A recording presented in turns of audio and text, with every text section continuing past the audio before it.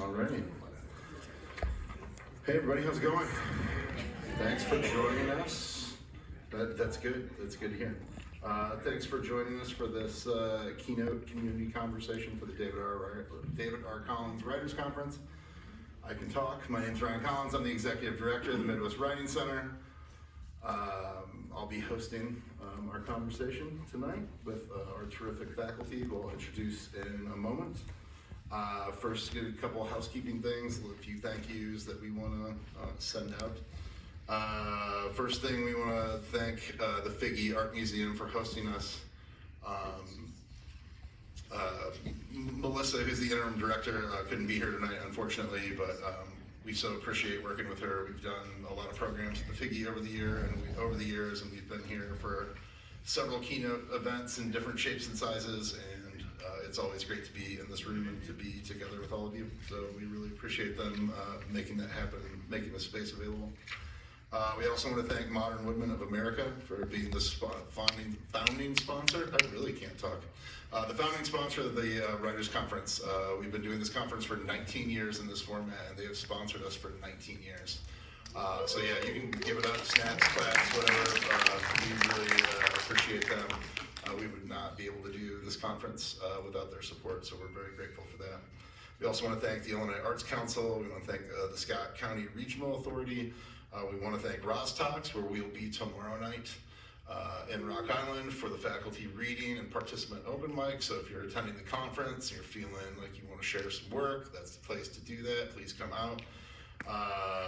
And to Augustana College, who's hosting most of the conference. All of the workshops are there, pitch meetings, manuscript consultations, dorms, things like that. So we're very grateful for them working with us. So yeah, so I think that covers it. One other thing real quick, MWC staff, board members, volunteers, if you could maybe put up a hand, get a little snaps and claps for them, please. We would not be able to do anything without them, so we appreciate y'all very much, especially Sara, especially Sophia. It's great to work with y'all. I appreciate y'all very much. Yes, many snaps, infinite snaps. There might be a lot of snaps tonight, which is cool. That's a good thing. So yeah, I'm just going to dive in real quick. I got a couple brief things to say, and I'm going to turn it over to our illustrious faculty, and they're going to talk for a couple minutes each. We're going to have some questions, and we're just going to open it up and have a conversation with everybody, if that's cool. Hopefully people got some questions and feeling good, and then and then we'll move on to the next thing. Cool. So real quick, I probably know the answer. Like, I love asking this at Writing Center events, but this one's a little different because it's a writing conference. And so, how many people here consider themselves a writer? Yeah, that's most people. That's good. Usually it's not like that. Usually people are very reluctant to admit that, even though they write all the time. We write probably more now than we ever have, thanks for better or ill for these things, right? It depends, I guess, what you call writing, but we write all the time, and a lot of times, I think people think of the writing they do not as writing in the terms of like being an author or publishing or sharing their work, but they think about it in terms of drudgery. Like emails for works, writing reports, things you have to, not want to, kind of stuff, which is unfortunate because I think that disconnects us from the many benefits, mind, body, and spirit that we get from a simple writing practice. Whether or not you want to be a publishing author and share your work with anybody, that's great. That's sort of a separate conversation from what we're going to have tonight. Tonight we're going to talk about why we write, why there's so many ways to express yourself, why come to writing, why come to the page. It's hard. There's a lot of rejection involved, especially if you're trying to publish, share your work, and get out there. There's a lot of people doing it. So being grounded and having some certainty about why you want to do this and what it does for you and what you get out of it and how it lifts you up and how it maybe lifts other people around you up and how it builds community. It can be a really powerful thing, even if you don't really share your writing, if you don't have any interest in publishing. There's community out there for you. There's a lot of opportunity to tend to yourself and your well-being, mind, body, and spirit. And so that's kind of what we want to talk about tonight a little bit. So that's what we're going to do. So I'm going to introduce our panel and stop blathering on. Here we have Chad Simpson, who's the author of Tell Everyone I Said Hi, which won the John Simmons Short Fiction Award and was published by the University of Iowa Press. His work has appeared in many print and online publications, including McSweeney's Quarterly, Esquire, American Short Fiction, No Tokens, The Sun, and New Stories from the Midwest. He's received scholarships from the Breadloaf Writers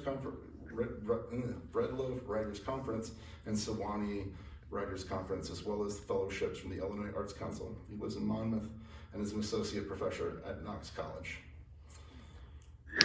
Next to, yes, please, yes, give it up. Next to Chad, we have Rebecca McKanna, who was born and raised in Iowa. Her debut novel, Don't Forget the Girl, was published by Source Books Landmark in June of 2023, I believe. Yeah, because Callie Van Bali did an event with you, and that was the night before she was here doing exactly this. So this is like a perfect kind of like round circle, you know. Her short stories have appeared and been anthologized in the Best American Mystery Stories 2019 and recognized as distinguished in the Best American Short Stories 2019. She's been published in the Colorado Review, Michigan Quarterly Review, the Rumpus, McSweeney's Internet Tendency, Third Coast, Joyland, and is one of Narrative Stories of the Week, among other publications. She is an associate professor of English at the University of Indianapolis. Next to Rebecca, we have Sara Lupita Olivares, who is the author of Migratory Sound, published by the University of Arkansas Press, which was selected as the winner of the Canto Mundo Poetry Prize and the chapbook Field Things. Her poems have appeared or are forthcoming in the New York Times, Black Warrior Review, Salt Hill, Fugue, the Colorado Review, and elsewhere. She has received support from the Vermont Studio Center. Currently, she lives in the Midwest and is an assistant professor of English at the University of Illinois Springfield. Good up for Sara. And finally, on the end, we have Darius Stewart, who is the author of Intimacies and Borrowed Light, published by Eastover Press in 2022, and Be Not Afraid of My Body, a lyrical memoir from Belt Publishing, which just came out. Congratulations. His poetry and creative nonfiction appear or are forthcoming in the Arkansas International, Brink, the Brooklyn Review, Callaloo, Cimarron Review, Fourth Genre, Gargoyle, Meridian, the Potomac Review, Salamander, Story South, Verse Daily, and many others. Darius received an MFA in poetry from the Michener Center for Writers at the University of Texas at Austin in 2007, and an MFA from the Nonfiction Writing Program at the University of Iowa in 2020. In 2021, the East Tennessee Writers Hall of Fame honored him with the inaugural Emerging Writer Award. He is currently a Lulu Merle Johnson Doctoral Fellow in English at the University of Iowa. Please welcome Darius Stewart. So thank you all again for being here and coming here. We really appreciate it. So whoever wants to start, but why do you write? Why is it important to you?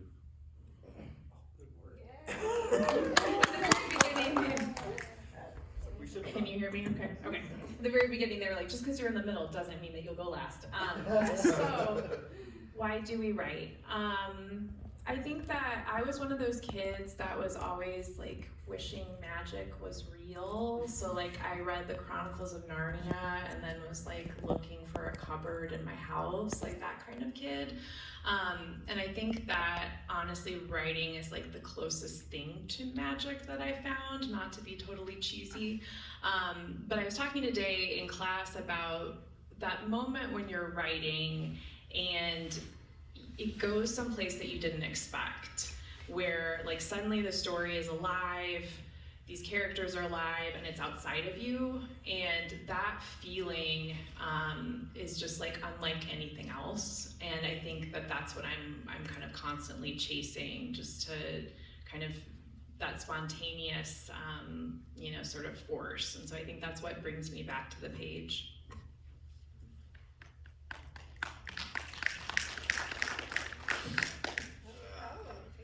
I know, right? Well, because I feel like I have a childhood, origin story too. So, I mean, I think we all do, but, right? So I was also talking about in the workshop, the memoir workshop, about, my writing started out being essayistic before I even knew what that meant. I just wrote because I enjoyed it. But I especially enjoyed it when I started submitting the writing to contests in elementary school, and I was winning those contests. So that's very, very, very encouraging. But the thing, though, is that I didn't, rest on my laurels, so to speak. I wasn't just writing to win. I was taking the win as as confirmation that I could write, and then I figured out like what was I doing well, And they're not teaching us how to write creatively at that age. I had to, take it upon myself. I knew then that I needed to read, a lot to be a good writer. So, I graduated. I guess prose was where it was for me. So from creative nonfiction, which is basically what I was writing, because I felt like, I kept inventing a lot of things to tell the true story. But I ended up graduating to horror fiction. I was a huge Stephen King fan. And so I wanted to write horror stories. And that kind of stopped after my dad read one of my horror stories. I was like, what the fuck is wrong with you? So, that kind of stopped. And also, I kind of outgrew Stephen King. In terms of the influence on my, fiction writing, but technically, definitely as a writer, Stephen King is very influential. He does not get the flowers he deserves sometimes. If you haven't read his book on writing, you really should. It's a magnificent book. But yeah, I'll stop there. All right, your reason for it. I won.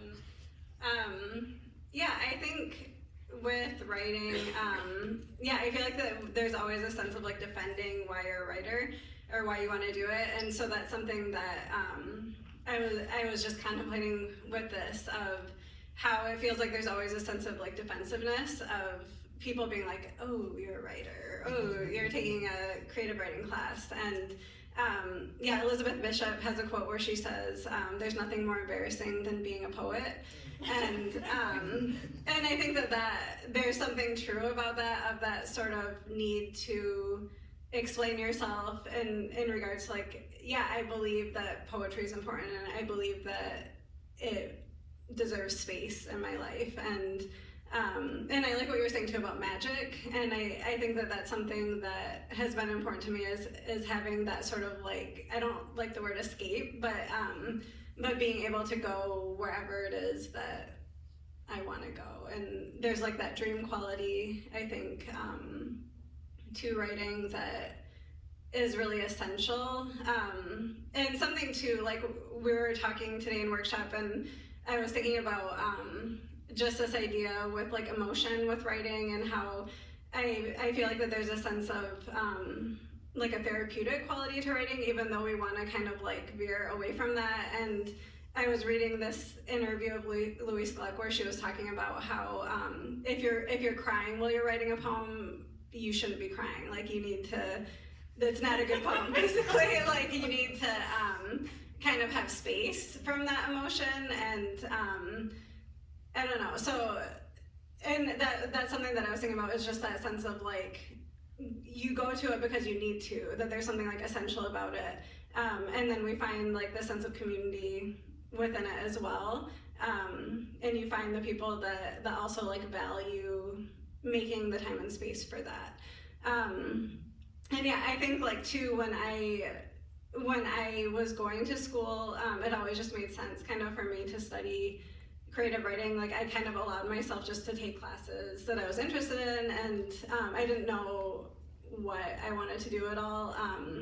And I feel really grateful that I had parents that were like, just do something. Like they were factory workers, and they were just like, oh my gosh, you're going to school, that's amazing. And it wasn't ever like, oh, you need to be a doctor, that's not realistic. And and my grandma, like when I was growing up, I told her that I was studying English, and she like wasn't able to read or write, and so that was something that I feel like she really valued, like that I was able to do those things. So I see the sense of privilege with writing, like a sense of privilege in terms of having space to write, having the ability to like sit in a chair, or do like to comprehend things, and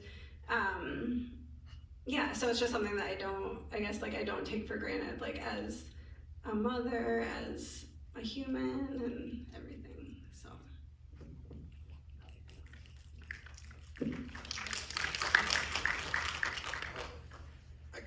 joked earlier, but it wasn't really a joke, that I should be in therapy.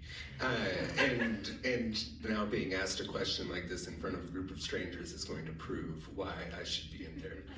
Like literally talking about this exact stuff. But I loved hearing all those answers, and I think I'll piggyback, I suppose, off what Sara was saying there. And maybe I'm thinking a little bit too. I teach and have for a while undergraduate students, and I think it was like in 2003 maybe, like before I started doing that, there was an article in the Atlantic Monthly that came out about jobs and the future of jobs, and one of the things they said at that time was that like most of the jobs that exist, say for students who were born, maybe it was 2005, in 2005, like don't exist yet. And so the question there for people like me in academia is like, how do you train people to do jobs that don't exist yet? And now we've reached the thing that I think the Atlantic Monthly was talking about back then. And weirdly, I think like there's pressure even at a small liberal arts school where I teach to like train people to do jobs. And I'm like, don't you know, like these jobs keep like, which jobs? The ones that exist now or the ones that are going to exist when AI are running us all or something? I mean, you know, like, I don't know. And that might be an odd thing, but I think I'm thinking of that a little bit, and that Sarah's comment made me think, like I too came from a very like working class family. I was a first generation college student. I think I had the fortune of like having done well in school, so my parents kind of trusted me, like it'll work out for Chad, even if he's doing this weird thing, like maybe it'll be okay. And so I had that enough support there that it felt okay to do something that to me just felt like I had freedom to like not necessarily train to do a job or to be ready to go work in this factory or do that like a lot of my family had, but like I get to dream up things. And I think my goal back then, and I think it still kind of is, was like, I just read some stuff that made me feel, and I wanted to be able to make other people feel stuff, right? And that, I think when I say it out loud, sometimes it feels like stupidly humble, like in a way. But at the same time, I'm like, those times I spent just with a book, like imagining this world that this other writer brought to life, and then like, I don't know, crying a little or getting the shivers or whatever, and I'm like, I don't know, I feel like the world doesn't want us to have those moments anymore or something, and it makes, and I'm like, I don't know, I want everyone to have those kinds of, like to have freedom to be able to sit with a text, or to freedom to make a text of whatever kind too. And I don't know, I've been on a little hiatus from writing, and I think part of why I said yes to participating in this event and teaching in the workshop, because I wanted to be around people who cared about it. And who take time out of, like, say, take vacation time to come and do a thing like this, or could be doing whatever with their summers before they're gonna go to college or something, and they're gonna come do this instead. And so a part of me is like, I don't know, even though I have the privilege of like working with students all the time, that I still like the reminder that like there's a community out there of people who do still care about this. And yeah, I'll stop there before my therapist tells me to stop. Yeah, that's wonderful.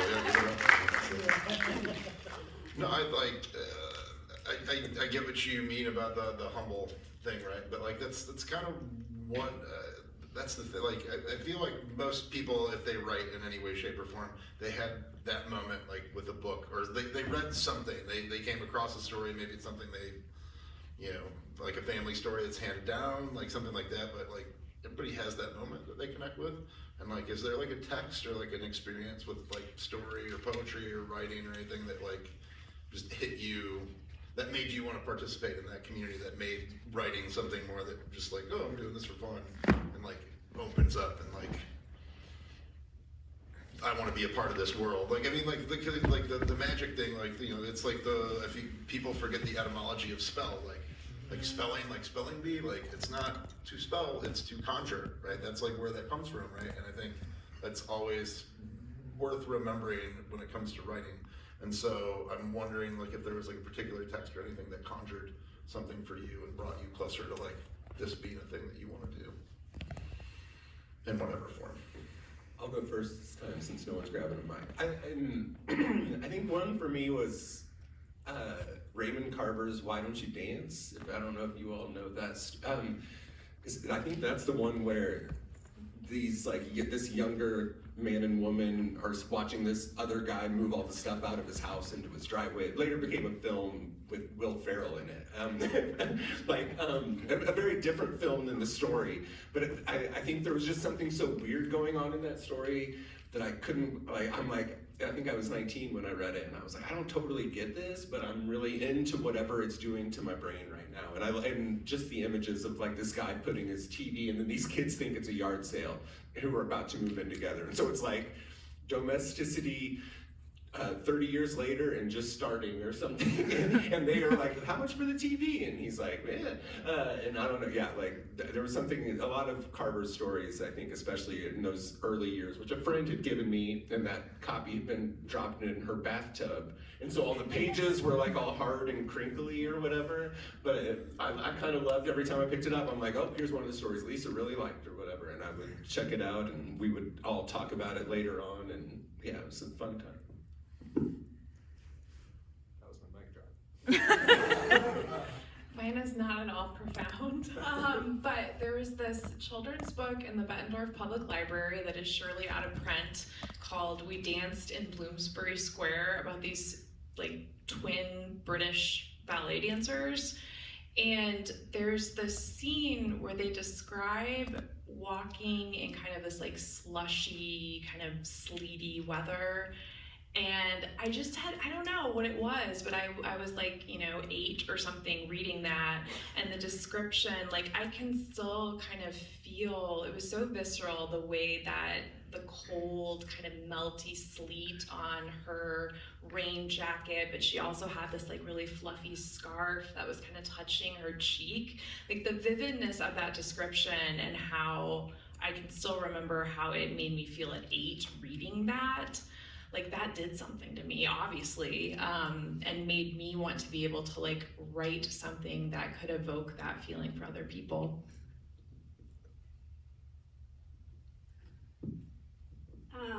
Yeah, I feel like this is a hard question, because I don't know. I think I'm trying to think way back, and I'm thinking about because I didn't grow up in a household that had a lot of books. Like my mom had these science books that were like very much like off limits a little bit, that they were like, she had like started nursing school but didn't finish, and they were like from that. And I don't know, I feel like those are really influential to me, just like in looking at images and words and having this sort of like sacredness, I think, with the books. But I feel like during my undergrad, what was important for me was like music, and just like listening to different music that I felt like taught me different tones, and that helped me to kind of process through things emotionally, and to just see things that were sort of like less linear, like ways of expression or thinking, and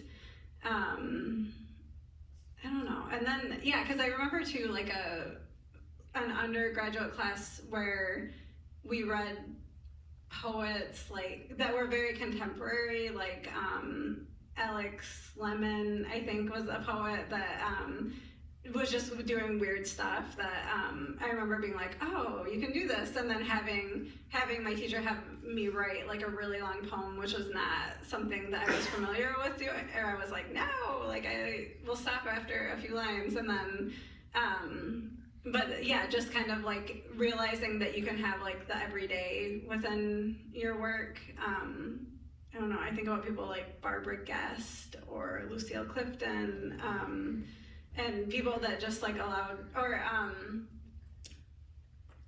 this Barbara Guest book that had images with it too, that was almost kind of like a children's book, that I felt like that was very influential, like early on, just in kind of thinking about the different like conceptual directions you can take.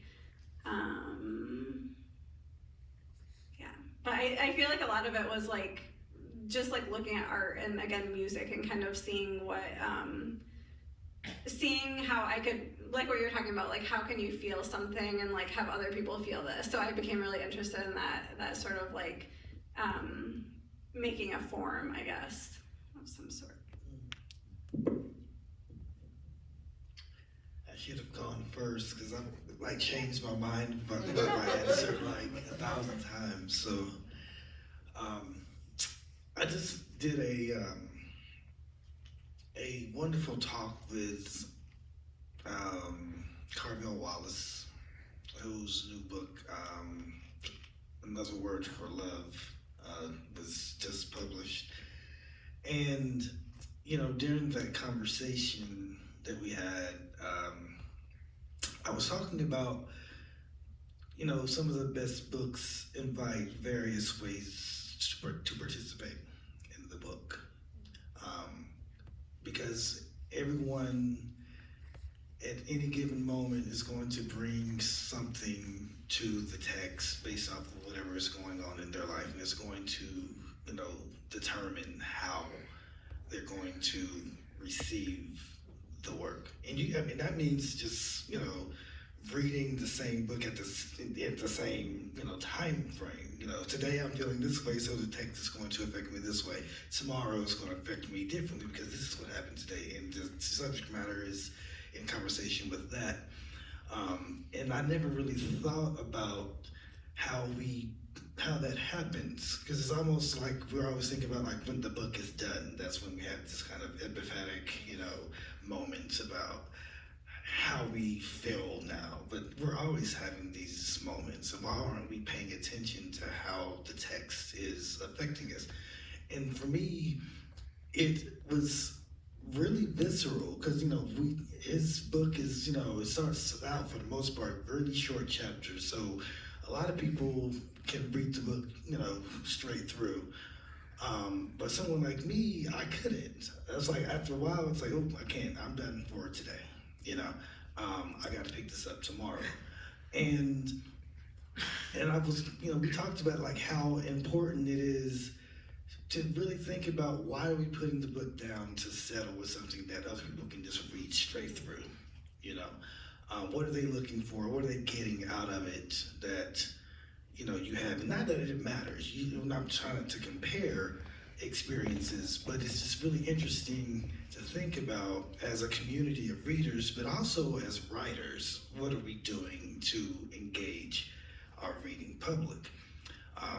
Because, you know, as a writer, I'm also critiquing his work, you know, and it's like, why did you do this? You know, and, you know, it's sometimes like, is this even an appropriate conversation to have in this public forum? It's like, oh, can we just wait until later? But my point is, like, it invited a different type of participation, because there's another part of, you know, my identifications that is engaging with the text. And that's important for me to think about as a writer,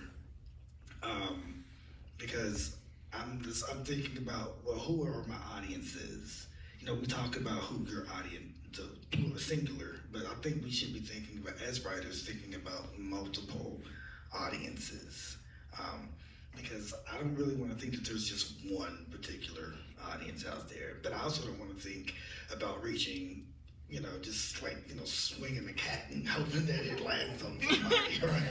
Like, I don't want that to happen either, because that gets us into the territory of universalization, which I do not like, because we can't universalize experiences, because doing that, we take away somebody's unique experience. We can familiarize experiences. So all of that, you know, I feel like comes into play for me as I'm reading, and I'm always trying to find those texts that allows me to like pontificate, as I'm doing now, about how rich, you know, certain books can be, and recommend them, because there's so many people then that you can recommend it for, not just a certain kind of person.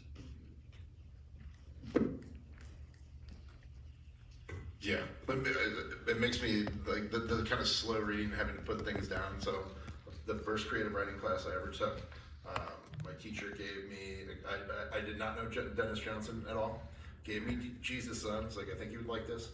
It's a short book, you can read it really fast, but don't. Read 1 or 2 chapters, put it down, walk away for a couple days, come back, read it again, do that. When you finish it, read the whole thing in one sweep. and it was like one of the most rewarding reading experiences. And I always think about, like, anytime I'm like really kind of trying to like work with the text, or I'm really interested in the text, I think about that a lot. I'm trying to not breeze through, like, I'm a slow reader anyways. Hi. I hope I'm in the right meeting. But yeah, it's a different kind of engagement and pleasure, and I think like all of these are sacred. Any of these, like, any book that touches you like that, I think has a sacredness, at least for you, to it. And if it touches you like that, I think it's available to somebody else to have that same experience. So thank you for sharing those. Again, maybe like one more question, and then we can open it up to everybody. I don't want to. But I'm wondering, you know, we talk a lot about writing community here. It's an important thing for the conference. It always has been in this format and the form that it was when it started in 1973. I'm wondering about like the first time you felt like a part of a community of writers, because like the cliche is like, oh, it's the lonely writer in isolation, thinking heavy thought, and there's an element of that to the process, I think, probably for everybody, right? And kind of working on it. But I've never really met anyone who cares about the work enough to be trying to do it at some kind of level where they're like, you know, where they're engaging with the difficulty of it, that didn't have some kind of community, or didn't have something, some people, or at least like peers, maybe they're far away, maybe it's, you know, like a long distance thing, but where was the first time that you felt like you found like a community of writers? What was that like? So I have to say never. Actually, I was about to say, like, if you have ever found it, No, I just mean, no. caveat, but I No, I feel like my cynicism was showing with that immediate response, because I've gotten older in this life. And so, but no, I think when I attended the Bucknell Seminar for Younger Poets, I think that I felt like I was in a community of writers, because nobody there seemed like they were just trying to outdo everyone. And I feel like, and you know, even when I was in the workshop in undergrad to when I, you know, got to my first MFA degree program, which was just a bunch of shenanigans. So if you're thinking about community in that way, oh yeah, that was wonderful. And then of course getting to the Iowa, the nonfiction writing programs, I knew there was a problem when I was in a workshop, and the professor, Patricia Foster, was talking about Desert Storm and all that, and I was going, I'm like, yeah. Then the rest of my colleagues, you know, my peers in the program or the workshop were just like, huh? And one of them raised their hand and was like, yeah, our friend birthplace is like 9/11.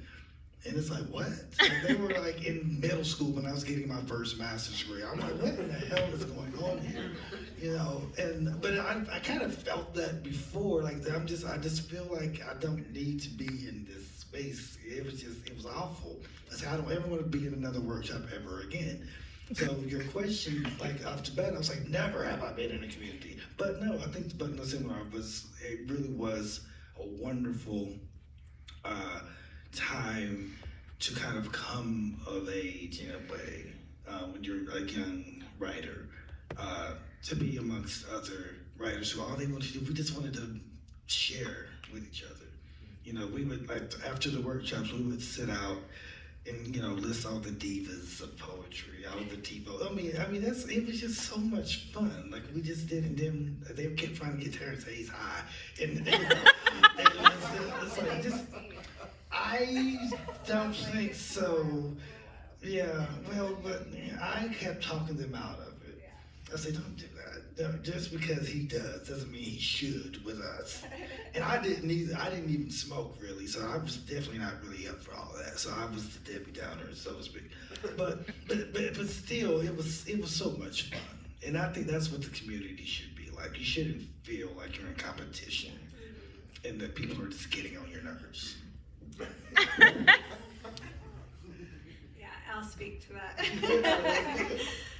No, because I feel like that I see writing as something that I do see as very sacred and something that like I have to protect. Like I need my quiet space, or I need my routine and all of that. And sometimes it can feel like, because I'm a mother and like I don't know, there can be a sense of like, okay, I don't have time for anything else, and like But I think that those times when, you know, you do things like this, or like when there are readings that you go to, or ways that you can connect with people, I do think that it's super valuable, and it like is nurturing and it uplifts you and everything. But I do think that there can be a lot of that competitiveness a little bit, and so yeah, you do. I think you do have to kind of like protect yourself from the ego, and get back to like the feeling of why you like to do it, and of how you can connect with people, like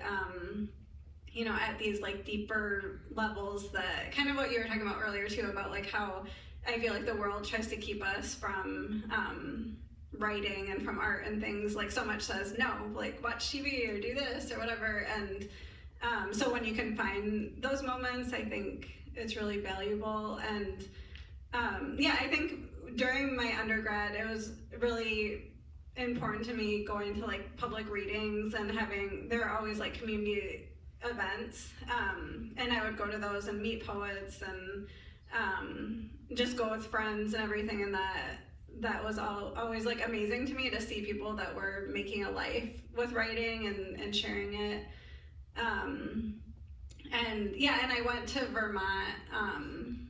Vermont Studio Center last summer, and that was something too that I was kind of skeptical of. I was like, oh, I don't want to talk to anyone. I just want to like, I'm not going to eat with anyone. I'm just going to get my stuff. I'm going to go. And then, but then there was one day where we all just like cried. Like someone had just lost their mother, and like someone had just got divorced. Someone but I was able to see, you know, like how important it is to slow down and be there for each other. And it wasn't, we weren't talking about our writing, we were talking about being humans.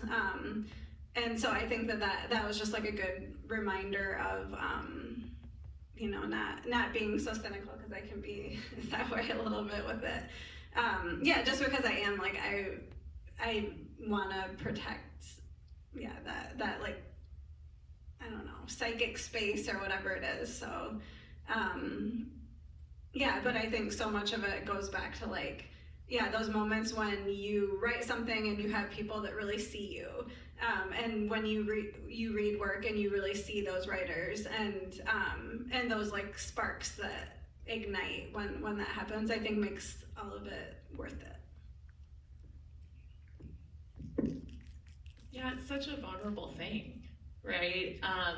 It's making me think about my MFA. Like many of the people in my MFA, I had a really good experience, and they're still my readers, but then there were definitely people, like I said in class today, not everyone is your reader. And what you're saying about having to protect things, I think is so wise and so true. And also, I don't know, in a creative community, it's also like, when are you ready to share your work with your creative community? It's not like as soon as you write something, sometimes it needs time and space. But your question was like the first creative community. First time you felt like you were part of it. I think it actually wasn't creative writing. It was in college, I was a journalism major. I don't know how my parents would have felt if I had majored in English, but I think that they felt very much like, all right, little Midwesterner, like if you want to make money, you can be a journalism major. Ha ha ha. The joke was on all of us, because that was not a path either. But I was a journalism major, and I did the campus paper, the Daily Iowan, and so I think that newsroom really was like the first creative community where, you know, you're on deadline and you're reading, you know, parts of it aloud to your fellow reporters, or, you know, another student is your editor and going through and revising. And that was a really, I don't know, that was a great experience just to learn how to be maybe less precious with writing and to just kind of get things done in a tight timeline. But then I think for creative writing, it really was like the MFA. I was lucky my year, they accepted 4 poets, 4 fiction writers, and it was all women, and it was a very like nurturing vibe.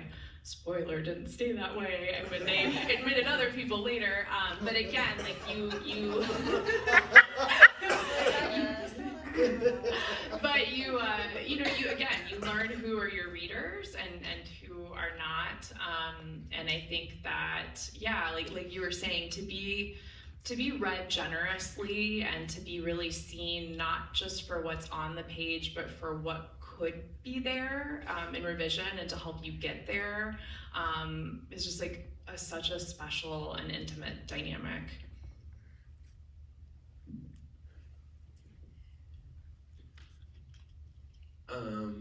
I'm like, last, I've had all this time to think about an answer.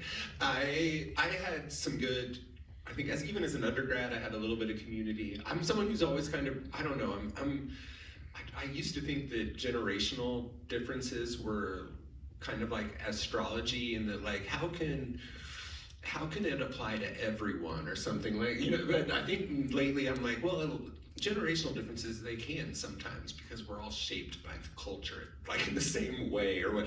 And I think I'm a young Gen Xer / old millennial, I suppose. Like I'm at that threshold, and I resisted like joining anything ever for a long time, or trusting any institution or something. And thank you, Ryan. I feel so seen now.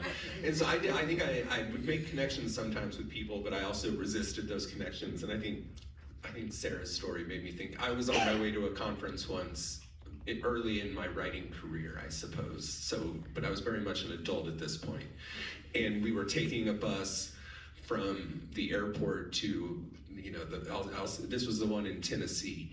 And there was a guy on the bus who was being very, he was telling stories and introducing himself to everyone, and I put my earbuds in, and I listened to music, and I decided I hated that guy.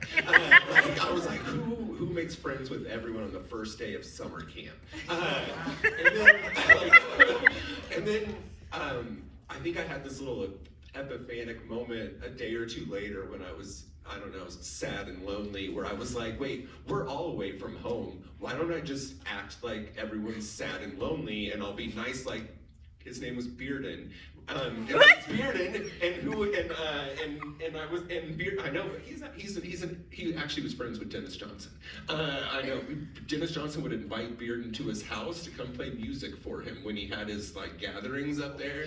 I know, and I was friends with Bearden, and I ended up meeting this really diverse group. And part of what I mean, I'll say by diverse, some of those conferences are stratified by, some people get scholarships and some people don't, and it feels very hierarchical. And we had this group where we were a little bit of everybody, and we ended up starting this writing group that was really amazing, and there was no competition, and all of a sudden after we started this group, everyone started having good luck, and it was really sweet. And I think that definitely felt, even though we were doing it on Yahoo groups at the time or something, it felt very, it was very supportive. And I think that was when I started to let my guard down a little with something like that. And around that time, this part I might get sad, but I'll say it anyway. I had a colleague and friend named Monica Berlin, who's a poet and nonfiction writer, and she was someone who very much helped teach me about, I got to watch her build community, and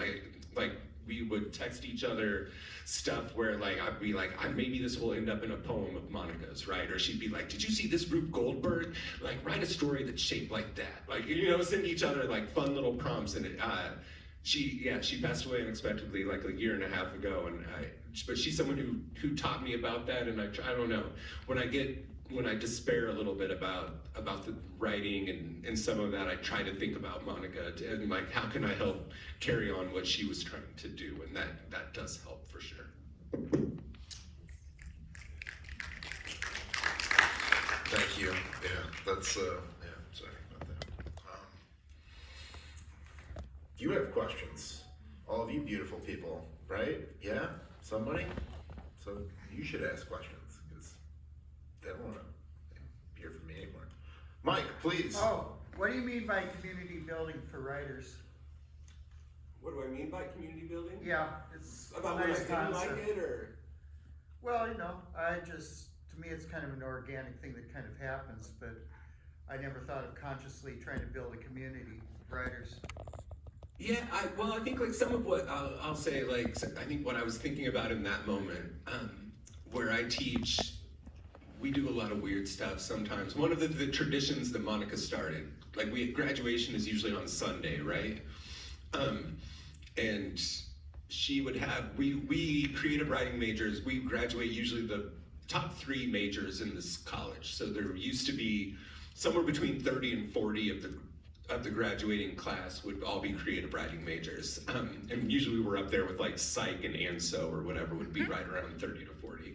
And so there's always a lot going on graduation weekend, and Monica was like, I know a time slot that's open, midnight at Saturday, the night before graduation. And so we started having faculty readings at midnight on Saturday before graduation, and then students and their parents and their siblings and all that kind of stuff would come.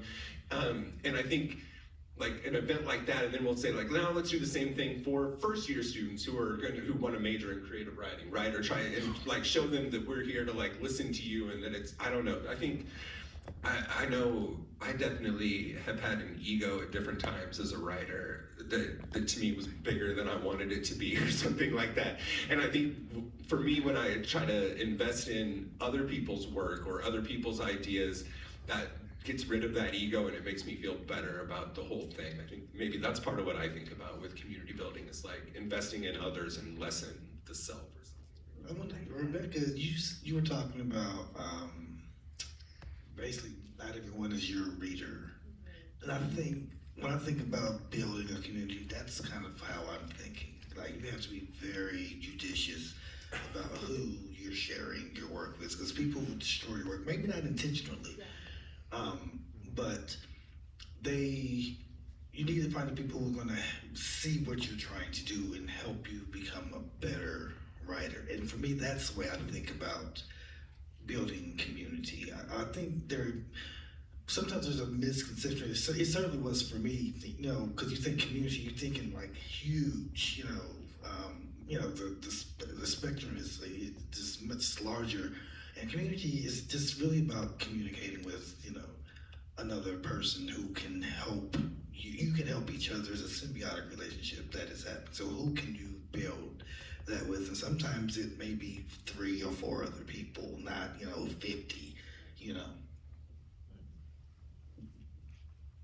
Other questions on this? Please, Sara.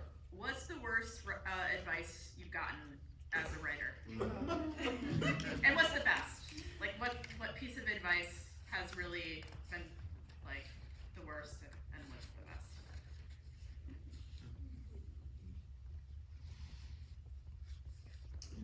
Well, I don't know if there's any, I can't remember back that far for anything granular that someone said. I think the worst thing that can happen is when someone refuses to see what you're doing and then tries to make your work like them, or they try to make it like someone else that they're like, or they think they're smart and they say, well, you write like so-and-so, so let's make you like this person.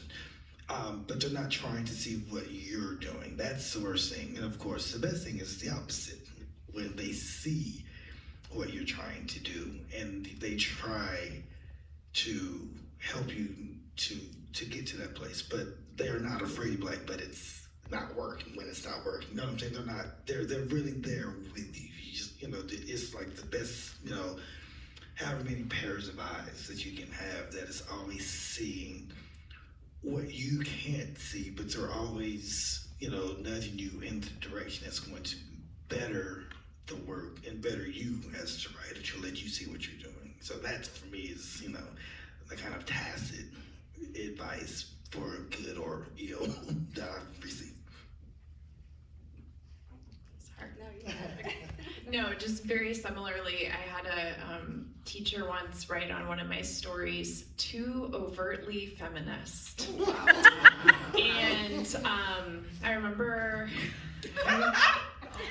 looking at it. It was in my little mailbox, and I was reading it, and yeah, not everyone is your reader, even your instructor sometimes. And so I remember just being like, okay, and so I sent it off to a publication that said they were looking for feminist stories, and it got published, and it was just a super thing.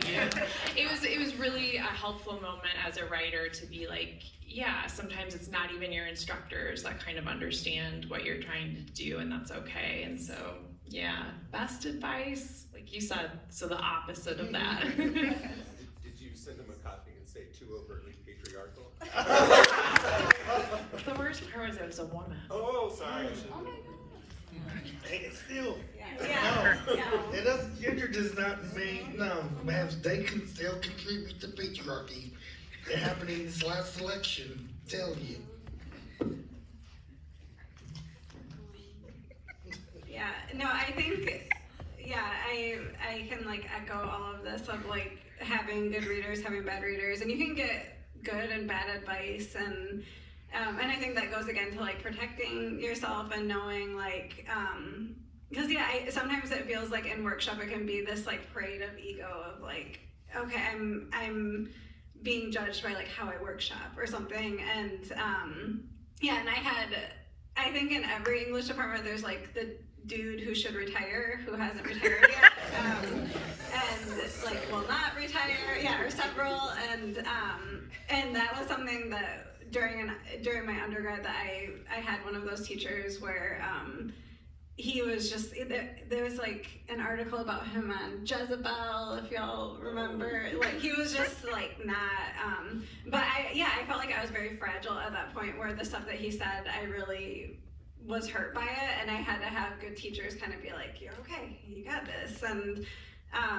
yeah, and I think during my MFA I had a teacher who, again, kind of thinking about tone, like I felt like she was a really good reader of my work, and that she could gauge when I was doing something that felt like was outside of my like depth, I guess, like that it felt like it was showy, or that I was being doing something that I felt like was flashy or whatever, where she'd be like, you don't need to do this, and then and now that I look back, I'm like, I get what I was doing that wasn't like authentic, I guess, to like that felt like I was feeling like I needed to do something, and it was something I didn't understand at the time. I was kind of like, why are you telling me not to do this? And then but looking back, I felt like she was seeing my work in a larger way, I guess. So it was really valuable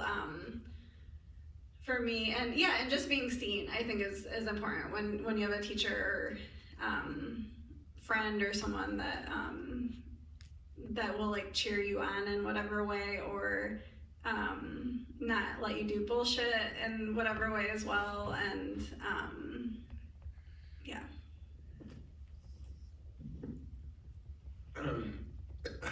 Worst advice, I think it taught me something about workshopping. My mom, it's a funny transition.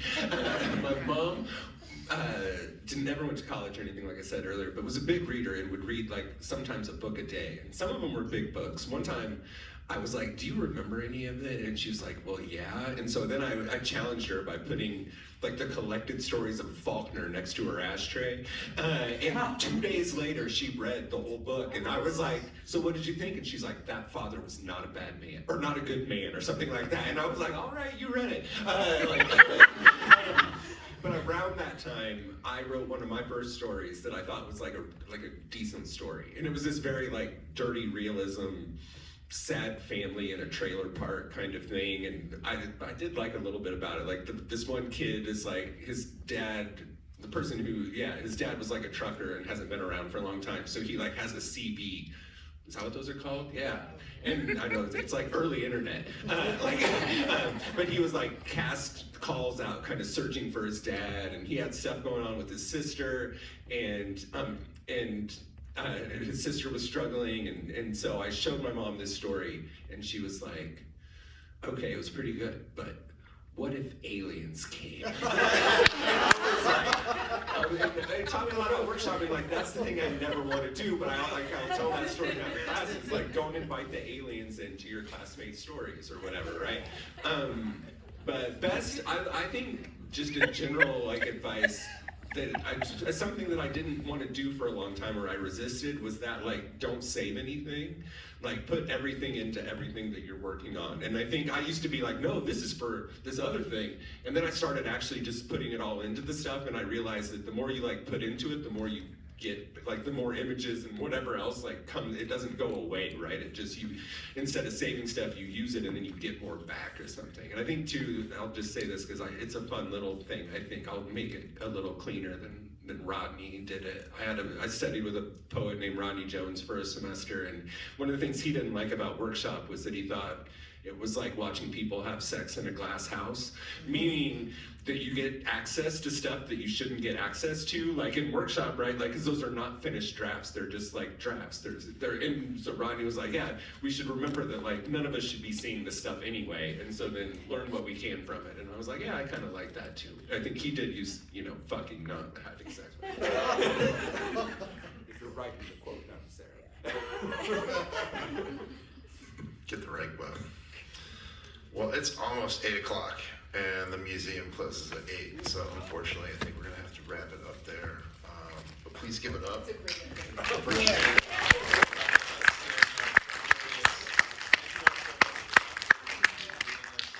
Thank you all for being here.